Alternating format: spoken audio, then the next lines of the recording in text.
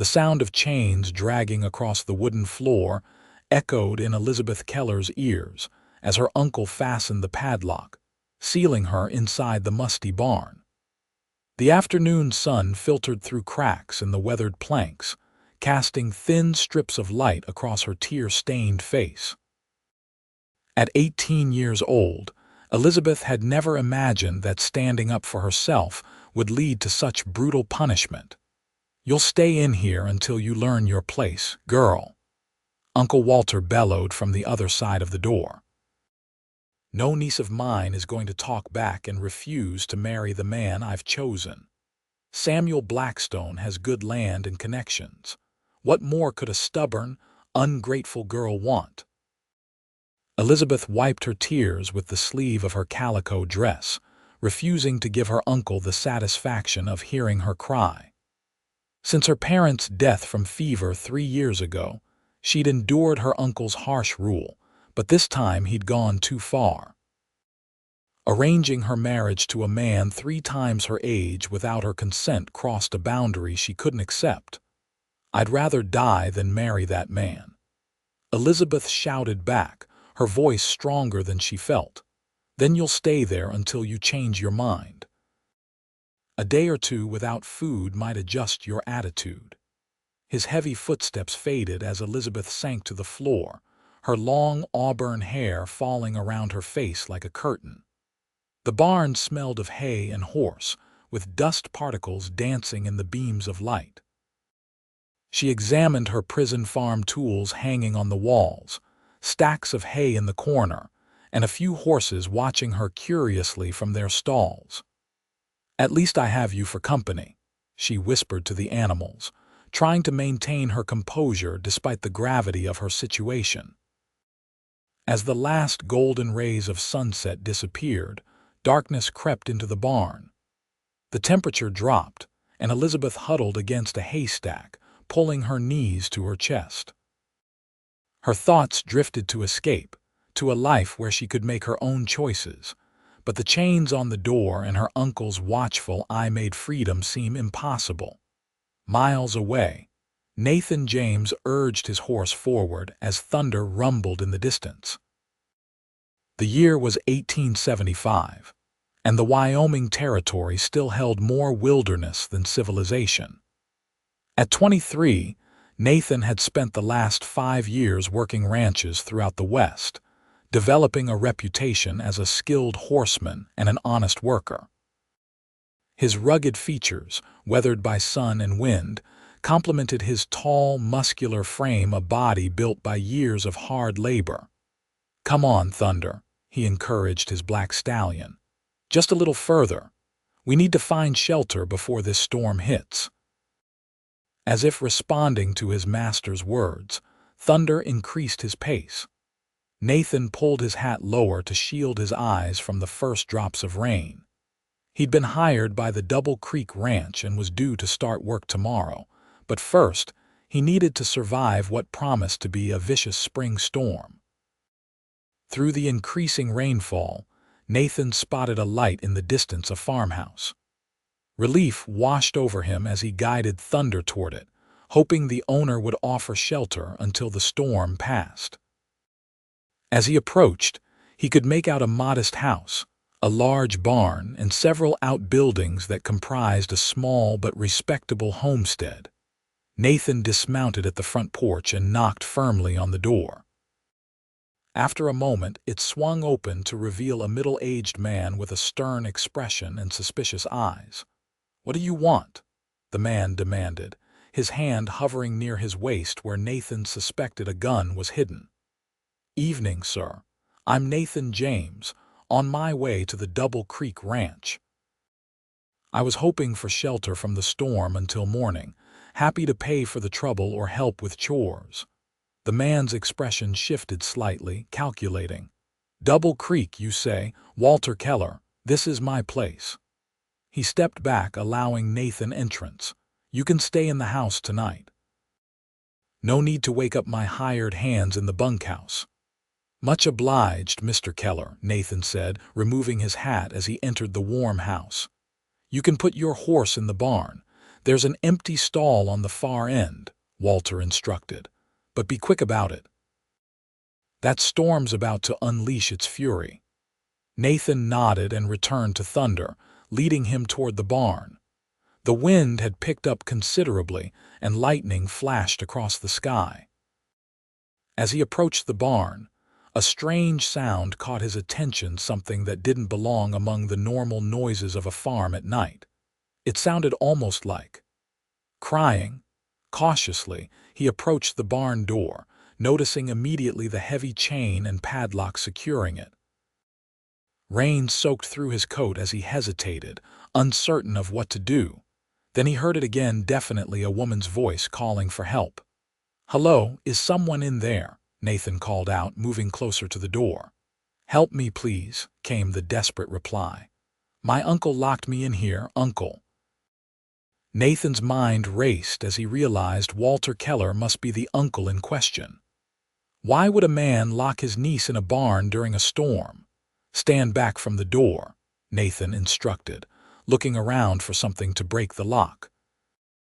Finding a heavy axe leaning against the woodpile, he positioned himself before the chained door.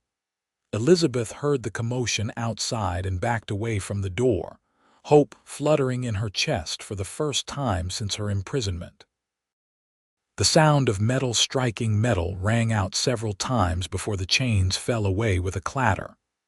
The door swung open with such force that it banged against the wall, revealing a tall figure silhouetted against the stormy night sky.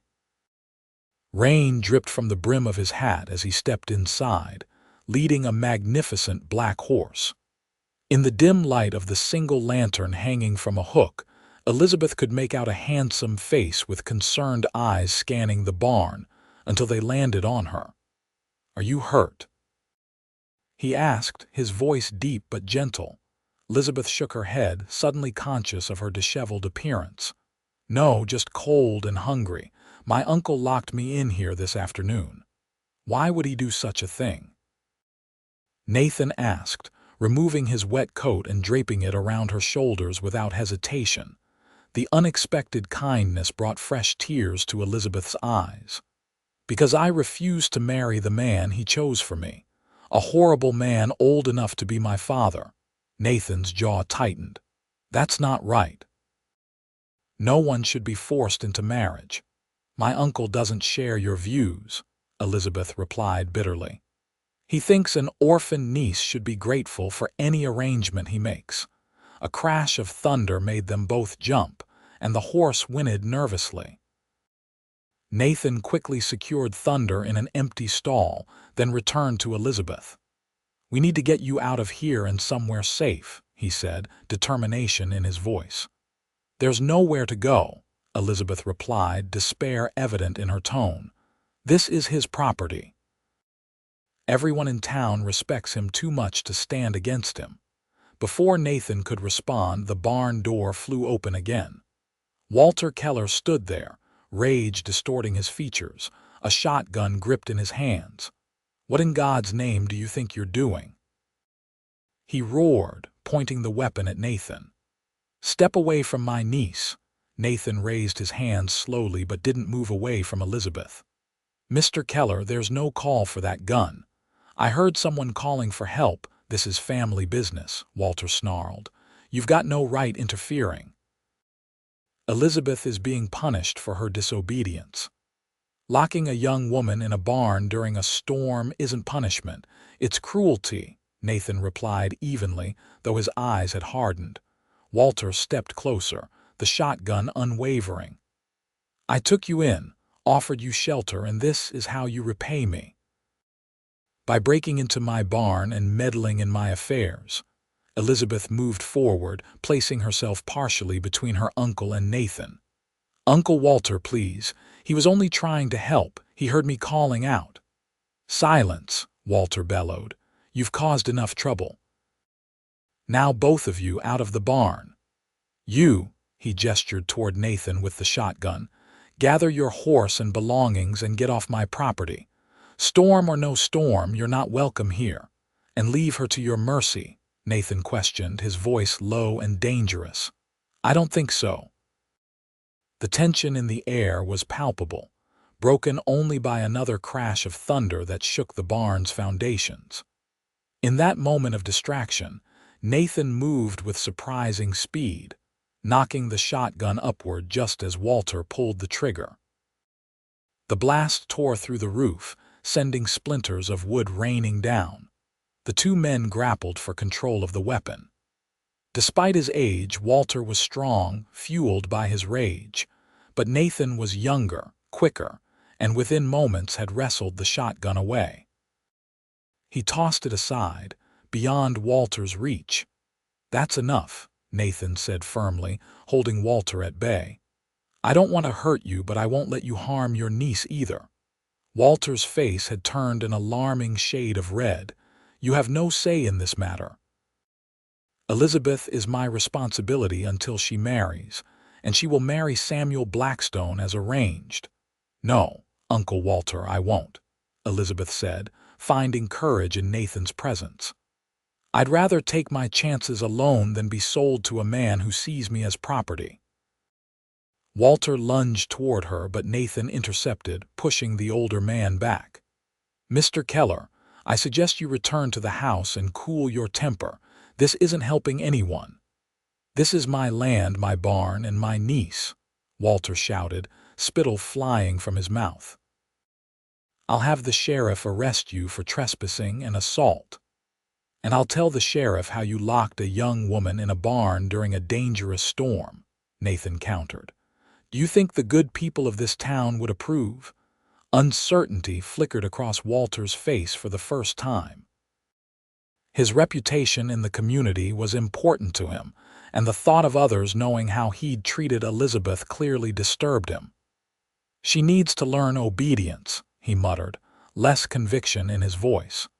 "She needs to be treated with respect," Nathan replied firmly. "Now, I'm taking Miss Keller to the house where she can get warm and dry. We can discuss this matter like civilized people in the morning." Walter hesitated, then finally nodded curtly. "Fine, but this isn't over." He turned and stalked out of the barn, disappearing into the rain. When he was gone, Elizabeth exhaled shakily. "Thank you. I've never seen anyone stand up to him like that." Nathan's expression softened. "Are you sure you're all right? We should get you inside before you catch your death." "I can't go back to that house," Elizabeth said, wrapping his coat tighter around herself. "Not tonight. He'll only lock me in my room and continue with his plans." Nathan frowned, considering their limited options. "The storm's too severe to travel far. Is there somewhere nearby we could go?" "A neighbor, perhaps," Elizabeth shook her head. "The nearest neighbor is miles away, and they're friends with my uncle.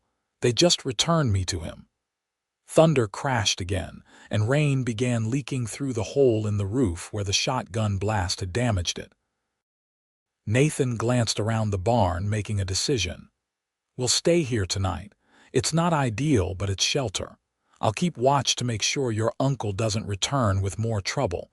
In the morning, we can figure out what to do next." Elizabeth nodded gratefully. "There are some blankets in that trunk," she said, pointing to a wooden chest near the tack room. "The farmhands sometimes sleep here when working late." Nathan retrieved the blankets, and together they created a makeshift bed in the hay, far from the leaking roof.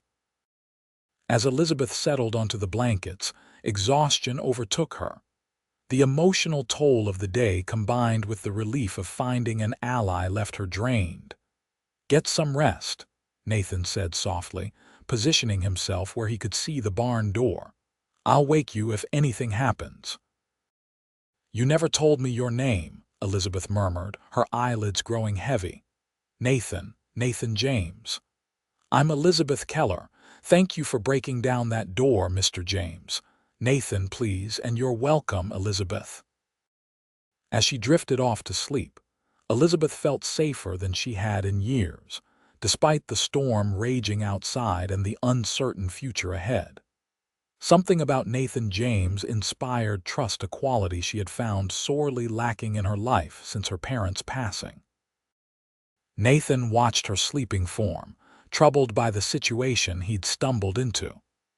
He'd heard stories of young women forced into unwanted marriages, but witnessing it firsthand stirred something deep within him.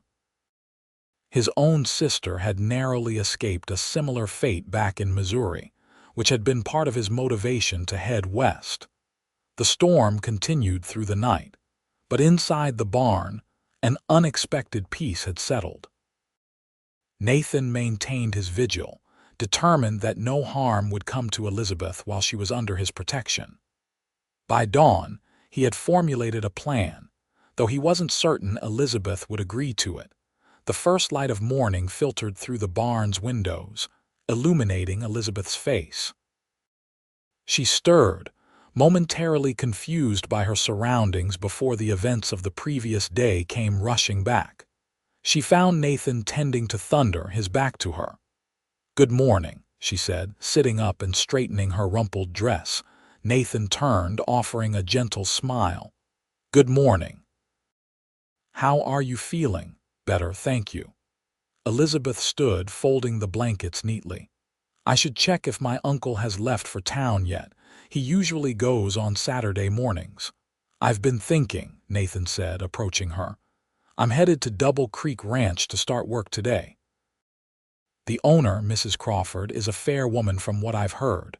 She might be willing to offer you a position as a housekeeper or cook until you decide what you want to do." Hope flickered in Elizabeth's eyes. "Do you really think she would?" "It's worth asking. Better than staying here, isn't it?" Elizabeth nodded emphatically. "Anything would be better than this, but my uncle won't let me leave willingly. He considers me his property since my parents died." "You're 18, aren't you? Old enough to make your own decisions," Nathan pointed out. "Yes, but," Elizabeth hesitated, glancing toward the house. "He has all my parents' belongings, including my mother's locket. I couldn't bear to leave without it." Nathan considered this. "Where does he keep it?" "In his study, in the small safe behind his desk portrait." "Do you know how to open it?" Elizabeth nodded. "The combination is my aunt's birthday. I've seen him open it many times." "Then here's what we'll do. I'll create a distraction in the barn, make some noise to draw him out. You slip into the house, retrieve your locket, and meet me behind the oak tree at the edge of the property. Bring only what you can carry easily." The plan was simple but risky. If Walter caught Elizabeth, there was no telling what punishment he might devise.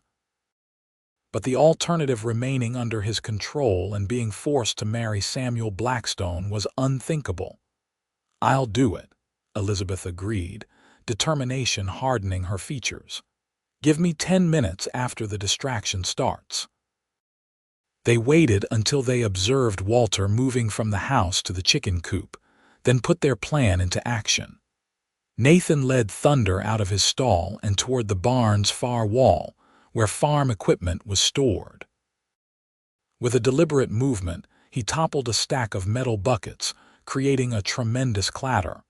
Walter's head snapped up at the noise. As expected, he immediately headed toward the barn, shouting angrily. The moment he disappeared inside, Elizabeth darted from their hiding place behind the oak tree and ran toward the house, her heart pounding in her chest. Inside, the house was quiet and familiar, the same wooden furniture, the same faded curtains, the same oppressive atmosphere that had become her prison. Moving quickly, she entered her uncle's study and went straight to the portrait of her late aunt. Behind it, just as she described, was the small wall safe. With trembling fingers, Elizabeth dialed the combination 102432 and felt a surge of relief when the lock clicked open. Inside were various papers, a small bag of coins, and nestled in the corner, her mother's gold locket. She grabbed it, fastening it around her neck where it belonged, then took a moment to retrieve the small bundle of clothes and keepsakes she'd hidden under her bed weeks ago, preparing for an escape opportunity that had never come until now. Meanwhile, in the barn, Nathan was facing Walter's wrath. What in blazes are you still doing on my property? I told you to leave, the older man shouted, his face flushed with anger. Just retrieving my horse, sir, Nathan replied calmly, though his eyes remained vigilant. I thought it best to wait until morning when the storm had passed. Walter's eyes narrowed suspiciously. Where's Elizabeth? What have you done with her? I haven't done anything with her. Perhaps she's in the house. Walter cursed, turning to storm out of the barn, but Nathan deliberately blocked his path, asking questions about the farm, the local town, anything to delay him. Get out of my way, boy, Walter growled. I need to check on my niece. Of course, Nathan said, stepping aside but moving with deliberate slowness. I'll be on my way once I've saddled Thunder. Walter didn't wait to hear more, rushing toward the house. Nathan quickly finished preparing his horse, then led him out the back of the barn toward the agreed meeting place, praying Elizabeth had succeeded. His prayers were answered when he spotted her waiting behind the massive oak tree, clutching a small bundle to her chest, the gold locket gleaming at her throat. You got it, he said with relief. Yes, and some clothes and my mother's Bible, Elizabeth replied, slightly breathless. But we need to hurry. He'll realize I'm gone any minute. Nathan helped her onto Thunder, then mounted behind her. The powerful horse could carry them both, at least until they reached the Double Creek Ranch. As they set off across the fields, avoiding the main road, Elizabeth felt a strange mixture of terror and exhilaration. She was leaving the only home she'd known since her parents' death, heading into an uncertain future with a man she'd just met. And yet, for the first time in years, she felt free. They hadn't ridden far when they heard the distant sound of hoofbeats. Glancing back, they saw a cloud of dust on the horizon. Walter had discovered her absence and was in pursuit, likely with his farmhands. Hold on tight, Nathan instructed, urging Thunder to a gallop.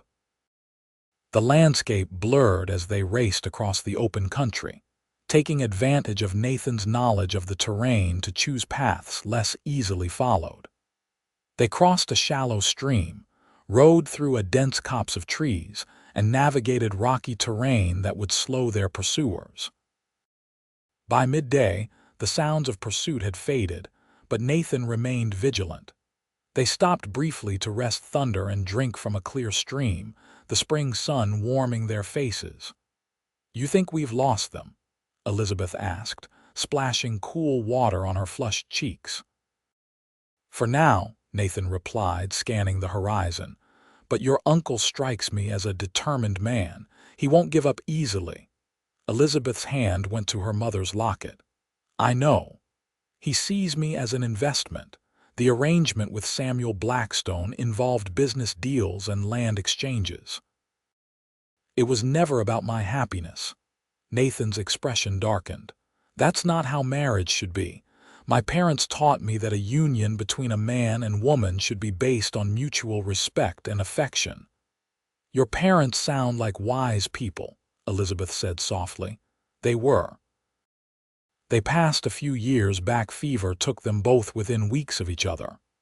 Like my parents, Elizabeth said, surprised by this connection. The fever epidemic of '72, Nathan nodded. The same. It seems we share more than just a desire to escape your uncle. There was something comforting in this shared experience, an understanding that didn't require elaborate explanations. They both knew the hollow ache of loss, the way it shaped a person's path. We should keep moving, Nathan said after Thunder had rested. Double Creek Ranch is still a few hours' ride from here. As they continued their journey, Elizabeth found herself studying Nathan's profile when he wasn't looking, the strong jaw, the kind eyes that crinkled slightly at the corners when he smiled, the way his hands held the reins with confident gentleness. He was nothing like the few young men she'd met in town, who either treated her with disinterest or viewed her as a potential conquest. Nathan, in turn, was increasingly aware of Elizabeth's presence behind him, the trust she'd placed in him, the courage she'd shown in escaping her uncle's control. Most women of his acquaintance would have been hysterical after such an ordeal, but Elizabeth maintained a quiet dignity that impressed him. By late afternoon, they crested a hill and saw it Double Creek Ranch spread out before them. The main house was larger than Elizabeth had expected, with several outbuildings, corrals filled with horses, and vast pastures dotted with cattle. Smoke curled invitingly from the chimney, suggesting warmth and perhaps dinner within. "It's beautiful," Elizabeth breathed, taking in the scenic vista. "Mrs. Crawford has built something special here," Nathan agreed. Her husband was one of the first settlers in this part of Wyoming. After he passed, most folks expected her to sell up and move back east, but she surprised everyone by expanding the operation instead. They approached the ranch at a leisurely pace, Thunder seemingly relieved to have reached their destination. As they neared the main house, a woman emerged onto the porch, tall and straight-backed despite her 60-plus years, her silver hair pulled into a neat bun, her expression curious but not unwelcoming. "You must be Nathan James," she called as they dismounted. "Owen at the general store said you'd be arriving today." Her gaze shifted to Elizabeth, one eyebrow raising questioningly. "Yes, madam. I apologize for bringing an unexpected guest," Nathan said, helping Elizabeth down from Thunder. "This is Miss Elizabeth Keller. She's in need of assistance." Mrs. Crawford studied Elizabeth for a long moment before nodding. "Come inside, both of you. You look like you could use a hot meal and a place to rest. Then you can tell me what kind of assistance is needed." The interior of the ranch house was comfortable and well-maintained, with polished wooden floors, practical furniture, and touches of femininity in the embroidered cushions and curtains. The smell of beef stew made Elizabeth's stomach rumble, reminding her that she hadn't eaten since the previous day. Mrs. Crawford instructed them to wash up, then served generous bowls of stew with fresh bread. Only after they had eaten did she sit down across from them, folding her hands on the table. "Now, I'm not one to pry into another's business unnecessarily, but when a young woman arrives with my new ranch hand, looking like she's been running from something, I think I'm entitled to an explanation." Nathan looked to Elizabeth, silently asking permission to share her story. When she nodded, he recounted the events of the previous day, finding Elizabeth locked in the barn, the confrontation with her uncle, and their escape that morning. Mrs. Crawford listened without interruption, her expression giving away little of her thoughts. When Nathan finished, she turned to Elizabeth. "Is that how it happened, child?" "Yes, madam," Elizabeth confirmed. "My uncle was forcing me to marry a man. I do not love a man 3 times my age who has buried 2 wives already. When I refused, he locked me in the barn as punishment. If not for Mr. James, I'd still be there, or worse." Mrs. Crawford nodded slowly. "Walter Keller, I know of him. Not well, but enough to know he values property and position above most things." She studied Elizabeth's face. "You're of age, I assume." "I turned 18 in February, madam." "Then legally, your uncle has no claim on you, though that may not stop him from trying." Mrs. Crawford sighed, then seemed to come to a decision. "My housekeeper left last month to care for her ailing mother in Denver. The position is open if you want it. Room, board, and a small wage. It's honest work, though not easy." Relief washed over Elizabeth's face. "I would be most grateful for the opportunity, Mrs. Crawford. I'm not afraid of hard work." "Good, because there's plenty of it here." The older woman turned to Nathan. "As for you, Mr. James, I hired you as a ranch hand, not a knight-errant rescuing damsels in distress." Nathan straightened, uncertain if he was being reprimanded. "Yes, madam. To his surprise, Mrs. Crawford's stern expression softened into something resembling approval. "However, I value a man who stands up for what's right, even when it's inconvenient or dangerous. That kind of moral character is rarer than it should be these days." "Thank you, madam." "Don't thank me yet. You'll earn your keep starting at dawn tomorrow. The south pasture fence needs mending and we've got calves to brand." She stood, signaling the end of the conversation. "Miss Keller, I'll show you to your room in the house. Mr. James, you'll be in the bunkhouse with the other hands." As they followed Mrs. Crawford through the house, Elizabeth caught Nathan's eye and mouthed a silent thank you. He responded with a warm smile that made her heart flutter unexpectedly. That night, lying in a clean, comfortable bed for the first time in what felt like ages, Elizabeth reflected on the dramatic turn her life had taken in just 24 hours.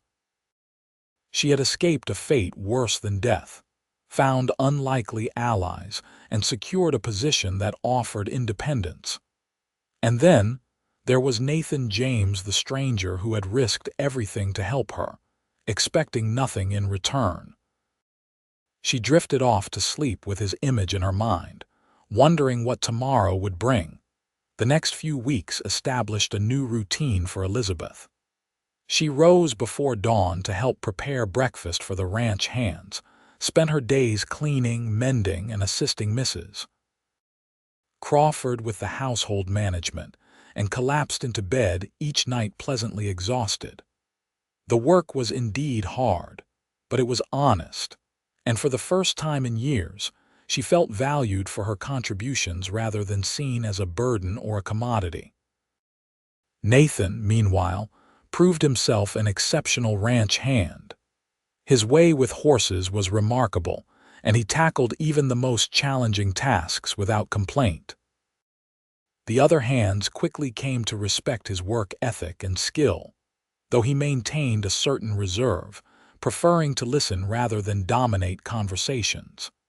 Their paths crossed frequently at mealtimes, when Elizabeth brought water to the working men, during Sunday gatherings when Mrs. Crawford insisted everyone attend the small church service held in the ranch's common room. Each encounter strengthened the connection between them, built on mutual respect and growing admiration. One evening, about a month after their arrival at Double Creek, Elizabeth was hanging laundry when Nathan approached, his hat in his hands. "Evening, Elizabeth," he greeted her, a slight nervousness in his demeanor that she hadn't seen before. "Good evening, Nathan. Is everything all right?" "Yes, fine." He shifted his weight, seeming to gather his courage. "I was wondering if you might like to take a walk by the creek after dinner. The fireflies have been putting on quite a show at dusk." Elizabeth felt a blush rise to her cheeks. This was the first time he'd sought her company outside their daily interactions. "I'd like that very much." His smile was worth any risk of gossip among the ranch hands. "I'll meet you on the back porch after dishes are done." That evening's walk became the first of many. They discovered in each other not just attractive qualities, but compatible spirits. Both valued honesty, hard work, and simple pleasures. Both carried wounds from their past that were slowly healing in each other's company. As spring turned to summer, their friendship deepened into something more. Nathan began finding small ways to express his growing affection, leaving wildflowers on the kitchen windowsill, where Elizabeth would find them, carving a delicate wooden comb for her birthday, always ensuring she had the first dance at the occasional Saturday night gatherings Mrs. Crawford hosted for her workers and neighboring ranchers. Elizabeth, in turn, took special care with his meals, mended his shirts with tiny, perfect stitches, and saved the most interesting news from her weekly letters from town to share during their walks. It was during one such walk, with the Wyoming sunset painting the sky in brilliant oranges and pinks, that Nathan finally voiced what had been in his heart for weeks. "Elizabeth," he said, stopping by the bank of the creek where they'd first walked together. "These past months have been the happiest of my life." She smiled up at him, her heart quickening at the intensity in his eyes. "Mine too. I came west looking for work, for a place to belong after losing my family. I never expected to find someone who would make me feel like I'd found home again." He took her hands in his touch gentle but sure. "I know we haven't known each other long by some standards, but I feel like I've known you forever." Elizabeth could barely breathe as he continued, scarcely daring to hope he was saying what she thought he was. "I don't have much to offer yet. I've been saving my wages, and Mrs. Crawford has offered me the position of foreman when Hank retires next spring. It's not a fortune, but it would be enough to start a life together." He took a deep breath. "Elizabeth Keller, would you do me the honor of becoming my wife?" Tears of joy sprang to Elizabeth's eyes. "Yes, Nathan. Yes, I will marry you." He gathered her in his arms, his kiss both tender and passionate, a promise of the life they would build together. When they finally pulled apart, both breathless and smiling, Nathan reached into his pocket and pulled out a simple silver ring with a small pearl. "It was my mother's," he explained as he slipped it onto her finger. "She made me promise I'd only give it to a woman I truly loved." "It's beautiful," Elizabeth whispered, overcome with emotion. "I'll treasure it always." They returned to the ranch hand in hand, their happiness evident to anyone who saw them. Mrs. Crawford was the first to notice the ring on Elizabeth's finger, and her usual stoic expression softened into a genuine smile. "Well, it's about time," she said, embracing Elizabeth warmly. "I was beginning to think Mr. James would never find the courage to ask." "You knew?" Elizabeth asked, surprised. "My dear, everyone on this ranch has known how you two feel about each other for months. We were all just waiting for you to figure it out yourselves." The news of their engagement spread quickly, bringing congratulations from the ranch hands and promises to help build them a small cabin on a corner of Mrs. Crawford's property, a wedding gift from their employer, who had come to view Elizabeth as the daughter she never had. Their happiness seemed complete until one afternoon when a rider approached the ranch. Elizabeth was in the garden harvesting vegetables when she heard the hoofbeats. Looking up, her blood ran cold as she recognized the visitor, her uncle's foreman, Frank Miller. Elizabeth dropped her basket and ran toward the main house, desperate to reach Mrs. Crawford before Frank spotted her. She found the older woman in her study, reviewing the ranch accounts. "Mrs. Crawford," she gasped, trying to catch her breath. "My uncle's man is here."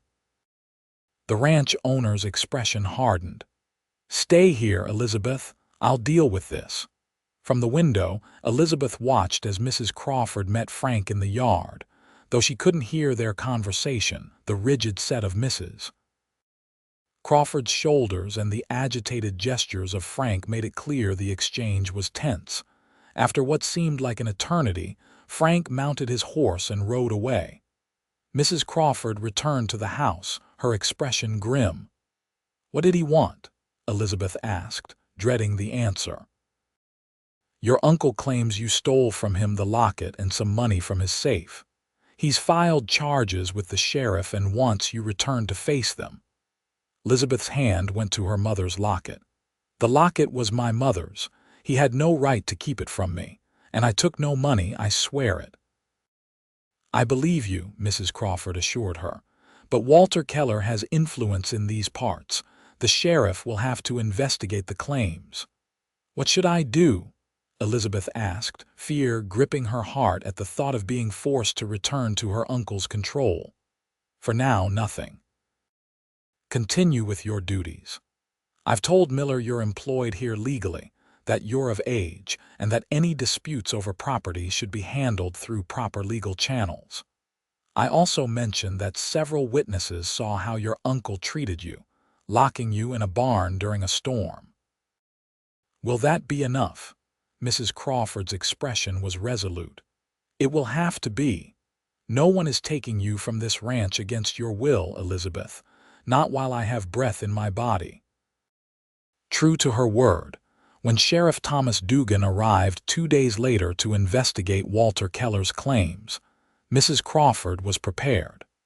She had gathered statements from Nathan and 2 other ranch hands who had witnessed Elizabeth's condition upon arrival at Double Creek. She also produced a letter from the town's lawyer confirming that at 18, Elizabeth was legally entitled to her mother's personal effects.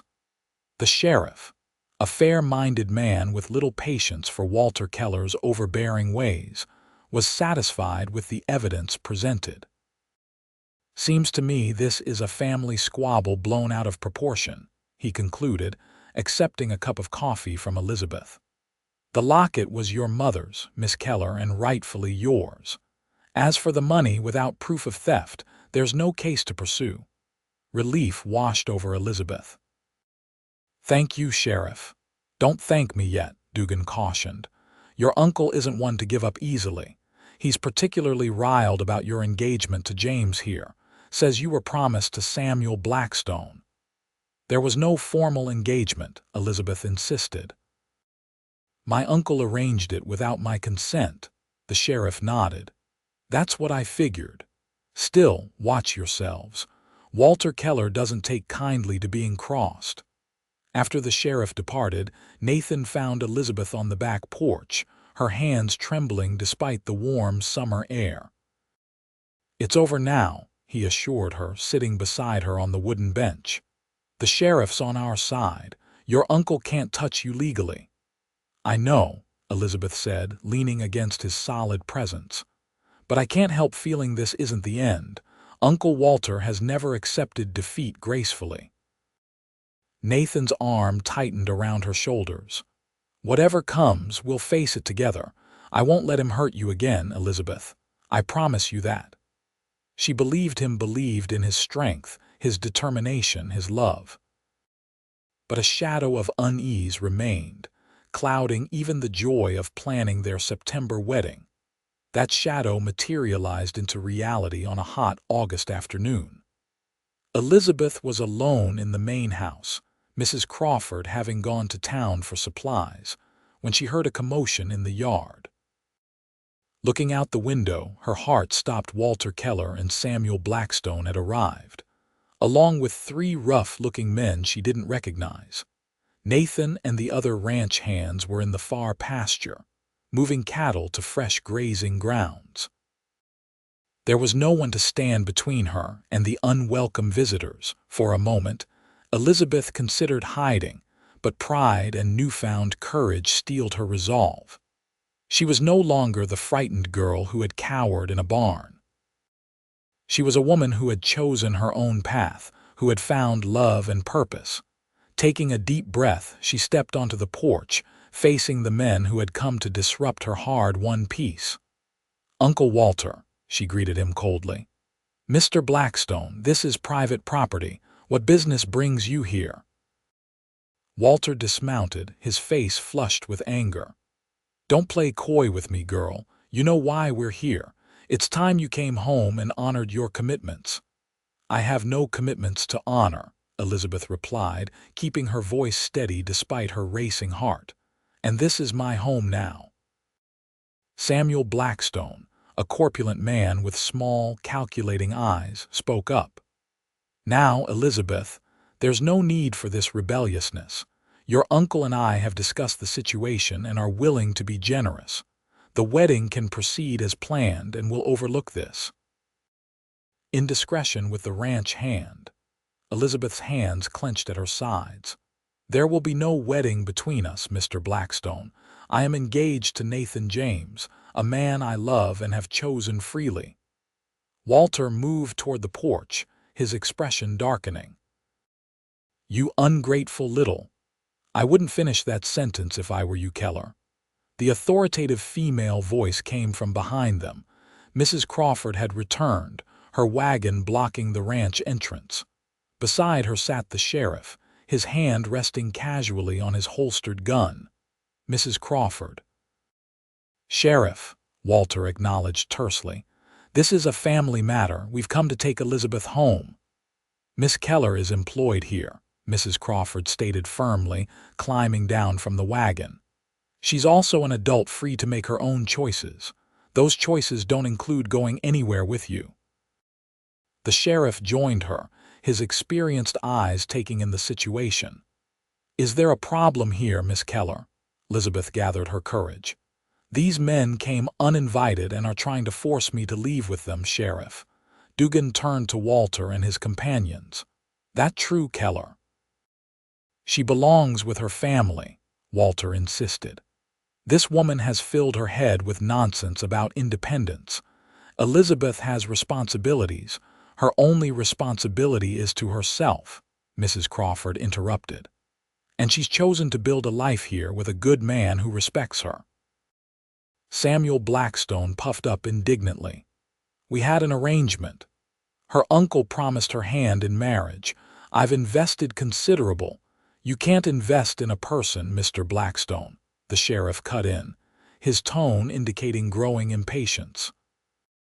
Now, I suggest you gentlemen return to your horses and ride out while you still can. Miss Keller has made her wishes clear. One of the rough men with Walter stepped forward threateningly. There's 5 of us and only 2 of you. We could. The click of a rifle being cocked silenced him. Nathan stood at the corner of the house, weapon raised and aimed steadily. Behind him, 3 other ranch hands appeared, similarly armed. You were saying? Nathan asked quietly, his eyes never leaving Walter Keller's face. The standoff was broken by the sheriff's pragmatic voice. Nobody needs to get shot today. Keller, take your men and go. Miss Keller stays where she is. Any further harassment and I'll have warrants issued for all of you. Walter's face contorted with rage, but even he could see the situation was lost. With a curt nod to his companions, he mounted his horse. Before riding away, he fixed Elizabeth with a venomous glare. You've made your choice, girl. Don't come crying to me when it all falls apart. I won't, Elizabeth replied calmly. Goodbye, Uncle Walter. As the unwelcome visitors disappeared down the road, Nathan lowered his rifle and moved to Elizabeth's side, his free arm encircling her waist protectively. Are you all right? He asked, his concerned eyes searching her face. I am now, she answered, leaning into his strength. I don't think he'll trouble us again. Mrs. Crawford joined them on the porch, her usual composure returning now that the danger had passed. Don't be too sure about that. Men like Walter Keller nurse their grudges. But, she added with a rare smile, he'd be a fool to try anything with all of Double Creek standing against him. The sheriff tipped his hat to Elizabeth. If you have any more unwelcome visitors, send word immediately, though I suspect between Mrs. Crawford and your fiancé here, you're well protected. After the sheriff departed, Nathan kept Elizabeth close, still shaken by how close they'd come to confrontation. Maybe we should move up the wedding, he suggested. Give your uncle less time to cause trouble. Elizabeth considered this, then nodded. I'd like that. I don't need a fancy celebration, just you and our friends here at Double Creek. Mrs. Crawford cleared her throat. If you're amenable, I'd be honored to host the ceremony here at the ranch. Next Sunday would give us time to prepare without undue delay. And so it was decided. The next week passed in a flurry of preparations, with everyone at Double Creek contributing to the celebration. The bunkhouse cook prepared a wedding feast. The ranch hands built an arbor of twisted branches where the vows would be exchanged. And Mrs. Crawford surprised Elizabeth with a beautiful white dress that had belonged to her own daughter, who had passed away years before. She would have wanted someone to wear it, the older woman explained, her usual brisk manner softened by emotion. Someone starting a life filled with love. The wedding day dawned clear and bright, with a gentle breeze carrying the scent of late summer wildflowers across the ranch. Elizabeth stood before the small mirror in her room, hardly recognizing the radiant young woman who looked back at her.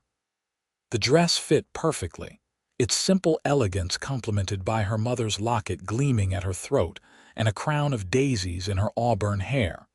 A knock at the door preceded Mrs. Crawford's entrance.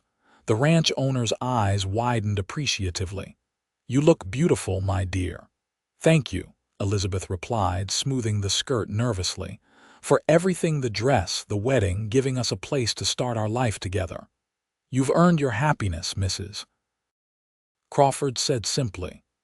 Then, with characteristic practicality, she added, "It's time. Your groom is waiting, and if his pacing wears any more of a path in my yard, we'll have to replant the entire garden." Elizabeth laughed, the sound bright with joy and anticipation. Together, they walked through the house and out to the garden where the wedding guests, the ranch hands, a few neighbors, and the circuit preacher had gathered. Nathan stood beneath the arbor, dressed in a new shirt and his best trousers, his dark hair neatly combed, his expression transforming from nervous anticipation to wonder as Elizabeth approached. In that moment, all the hardships that had brought them together seemed worthwhile. Every fear, every struggle had led to this perfect convergence of hearts. The ceremony was simple but deeply meaningful. They exchanged vows written in their own words, promises to cherish, respect, and support each other through whatever life might bring. When the preacher pronounced them husband and wife, Nathan's kiss was a seal on those promises, witnessed by the community that had become their extended family.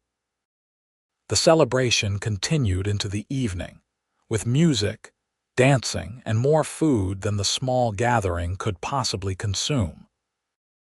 As the sun began to set, casting golden light across the festivities, Nathan led Elizabeth away from the revelry toward their new home, the small cabin the ranch hands had built for them on a rise overlooking the creek. "Welcome home, Mrs. James," Nathan said softly as he carried her across the threshold. The cabin was modest but perfect, a main room with a stone fireplace, a small kitchen area, and a bedroom furnished with a handmade bed covered in a quilt that the women from neighboring ranches had sewn as a wedding gift. "It's beautiful," Elizabeth breathed, taking in the home they would share, "our own place." "The beginning of our life together," Nathan agreed, drawing her into his arms. "I never thought I could be this happy." "Nor I," Elizabeth confessed. "After my parents died, I thought that part of my life, the feeling of belonging, of being truly loved, was over forever. And now," she smiled up at him, her eyes shining with love and promise, "now I know it was just waiting for us to find each other." Their kiss sealed this new understanding that sometimes the darkest moments lead to the brightest beginnings, that courage is rewarded, and that love, true love, is worth every risk. As twilight deepened into night, Elizabeth and Nathan James began their life together, surrounded by the beauty of the Wyoming wilderness and the strength of their commitment to each other. The painful past that had brought them together now served only to deepen their appreciation for the present and their hope for the future. And in the years that followed, that hope blossomed into a rich reality. Nathan eventually became foreman of Double Creek Ranch, then partner to Mrs. Crawford, who had no heirs of her own. Elizabeth established a small school for the children of ranch workers and neighboring homesteads, sharing her love of learning with a new generation. Their family grew with the birth of 2 daughters and a son, each child raised with the values their parents cherished: honesty, courage, and the freedom to choose their own paths. The cabin expanded along with their family, becoming a home filled with laughter, occasional tears, and unwavering love. Walter Keller never again darkened their door, though they heard he continued to prosper financially while growing increasingly bitter and isolated. Samuel Blackstone eventually married a widow from the next county, a match that ended when she left him after less than a year, taking a substantial portion of his fortune with her. On their 10th wedding anniversary, Nathan surprised Elizabeth with a special gift, a silver frame containing a dried daisy from her wedding crown, and a small piece of wood from the barn door he had broken down to free her. "To remind us," he explained as she traced the items with gentle fingers, "that sometimes the greatest blessings come from the most unexpected beginnings." Elizabeth's eyes filled with tears of happiness as she looked around their home, at the children playing in the yard, at the life they had built together. "I wouldn't change a single moment," she whispered. "Not even the frightening ones. They all led me to you." And in that perfect moment of reflection, surrounded by the fruits of their courage and commitment, Elizabeth and Nathan James knew with absolute certainty that their love story, begun in desperation and blossoming in freedom, was the greatest adventure either could have imagined. A story that would continue to unfold, page by beautiful page, for all the days of their lives.